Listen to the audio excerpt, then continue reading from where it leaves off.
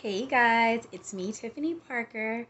Now, I have had, I don't know, like maybe 4 or 5 people today tell me that their side hustle makes more than their full time job. What does that tell you?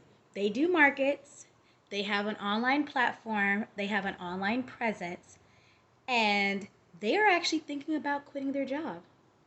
And you know what? The way I think about it is like this. When I first started doing vendor markets, I thought this was going to be something that wasn't going to last. I personally thought that it wasn't going to really help anybody. And I slowly, over time, obviously, see that that's not the case.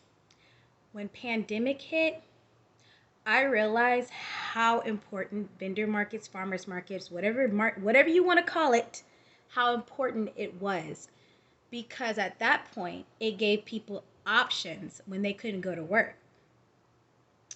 Also also now, post pandemic, when the job security is really iffy, I say you have options. Not only can you do gig work, but you could actually do vendor markets, at least part-time or full-time.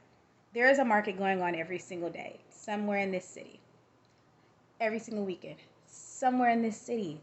That side hustle that you were putting off, or that you kind of just did, or maybe it was just a hobby, that little hobby that you were doing for free, that you do for the holidays only, that people actually really like, give it a go.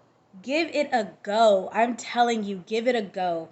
Because even though you're employed today, you might not be employed tomorrow, and there is no reason for you to wait around and see if that's going to go through. What I would do is get into some low barrier markets, and that's the same shameless plug. I do markets. However, I'm not telling you to do markets because I do them or I host them. I'm telling you to do them because it's going to give you some options outside of the 9 to 5. I tell people all the time, do gig work. If you do gig work, that's something that you can rely on too. Cuz guess what? During pandemic, while it was going on, guess who had a job? People who were doing vendor markets, they had a job. They had an income. People who were doing gig work, they had an income. And people that owned their own business that was relevant to helping people at that time, they had a job. Everybody else was at home wondering what the heck is about to happen financially for them and their family. Don't ever put yourself in that situation ever again when you have when you have options. And that is why I promote everybody's market. I don't care who you are. I'm promoting your market because I know there's people out there that need you. There's people that need vendor markets. There are people that need gig work. I promote the heck out of DoorDash, Uber Eats, Instacart, because those companies have saved people financially. I was doing them. They got me and my husband through a whole lot. Okay? They pay a whole lot of money if you're doing it consistently. And obviously, yes, it's a job, it's a full time job. Vendor markets got a lot of people through all the hell that broke loose last year. And like I said, this year, it's, with the unemployment and stuff gone, there are a lot of people out there that are still like, oh my God, what are we going to do? Don't let your fears hinder you when it comes to your financial security, because you think it's going to cost too much, or you think it's going to take too much time and stuff. What's really going to take a lot of time is the worry bug. That's going to take all your time. You're not going to be able to enjoy your family and your friends, or you're being with yourself, because you're going to be too worried about money. You're going to be too worried about if things are going to fall apart or not. And nobody should have to live in that type of fear. Those are basic needs that every human being needs: shelter and food. Those are basic needs. Those are things that nobody on this planet should have to worry about. So, with all that said, I'm going to do my best to make sure everybody has an opportunity to vend. That's one reason why I lowered my prices. That's one reason why I promote so heavily. You need to attend your local farmers market. And if you don't want to attend, but you want to participate, you want to be a vendor, please do it. Kingwood Farmers Market is so awesome. The barrier of entry is so low, you guys. You don't even have to pay for your first time. Take the leap, invest in a tent, a couple of tables, and some product or your service or whatever. People out here are supporting small businesses more than ever. More than ever. And if you have something that you feel that you're good at, if you're good at knitting, if you're good at making candles, if you're good at doing t-shirts, whatever it is, guess what? Everybody's work, yes, it might be you might be selling candles just like the other woman or man up the road or on the booth over selling candles. But guess what? Y'all's personalities are different. Your style of doing things are different. You guys are separate businesses that cater to the same audience in a sense as far as the ones that like candles, but you guys have your own separate style. It doesn't matter if Sam across from you at a booth is making chocolate chip cookies and you're making chocolate chip cookies. Because guess what? His chocolate chip cookies are going to taste different from your chocolate chip cookies.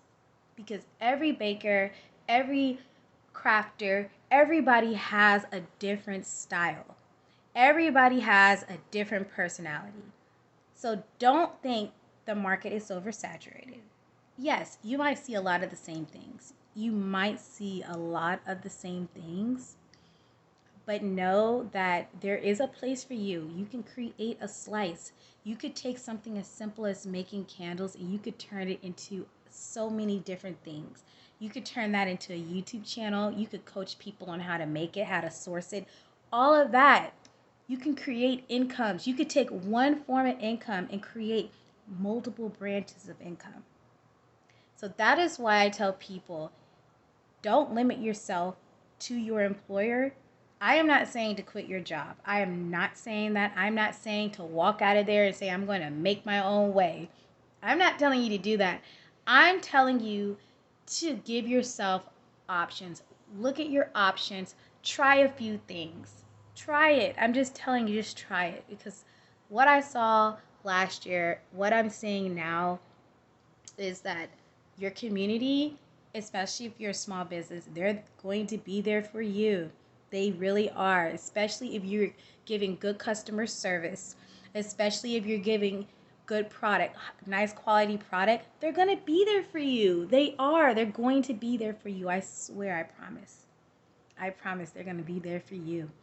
Anyways, you guys, I just thought I'd pop in and give that word to you guys because I felt like people need to hear that. People need to know that they have options, that you don't have to solely depend on a business. And I'm not saying that the companies that are out here employing people are bad. They're not. They're not. They're providing people with jobs. They are. They're providing a way for people who absolutely don't have no way. They really are. They are providing they're giving you an income. There's nothing wrong with that. I absolutely commend them for that. But I am saying, as somebody who's been there and done that with the jobs, meaning like I've had jobs, I've been laid off, I've been fired, I've quit. There's a lot, there's everybody has their own personal experiences, but one thing I can tell you is that don't put all your eggs in one basket. And I know we hear this all the time, but there's a lot of people that still do it. There's a lot of people that still do it. Anyways, you guys, I am getting off and I will pop back in later because I have some good news anyways for people who are doing markets and are looking for a weekly market. Anyways, yeah, I'll talk to you guys later. Bye.